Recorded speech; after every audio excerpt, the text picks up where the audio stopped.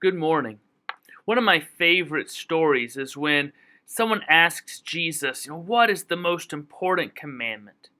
And Jesus replies, love God with all your heart, soul, mind, and strength, and love your neighbor as yourself. I think to be baptized is not just about being saved or forgiven. It is to be commissioned as a servant, to love your neighbor, to serve them. Do you know what that means to be a servant?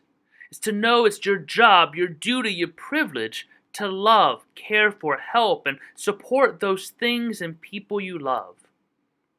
Who do you love? Christ tells us to love our neighbor. But who is our neighbor? The Samaritan, the enemy, the Republican, the Democrat, the loud one, the quiet one, the rich one, the poor one, the Presbyterian one, the Islamic one, the annoying one, the friendly one. As the church, it is our job to care for each other, to care for the least of these, to care for the rich and the haughty, the poor and the lonely, to simply ask one question. Just one question. Admiral Thornton Miller, the former chief of chaplains for all branches of the armed services, spoke once at a small Bible college in Tennessee to some of the students after a chapel service about what it was like to be a minister in the military. And he spoke about being a chaplain on the beaches of Normandy on June 6, 1944.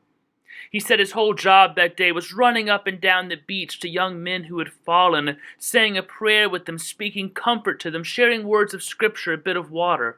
All day he ran through machine gun fire, bursting shells toward the cries of men. He said he didn't know whether they were Jewish or Christian, Protestant or Catholic, or whether they believed in God at all, but he went to every man the same. He just went up and down the beach, giving the blessing of God. And one student who was very rigid and firm said, well, how could you do that? You didn't know if they were Protestant or Catholic or Jewish or if they believed. How could you do that? Admiral Miller said, anyone who is a follower of Jesus Christ can ask only one question.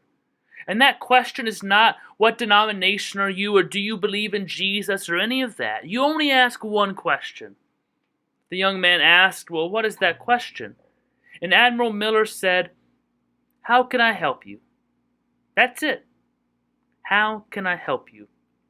If you are a follower of Jesus Christ, you are following the one who was crowned a servant. And so we too must be servants. That's the commission of baptism. To be baptized is to ask this question your whole life long to all people. How can I help you?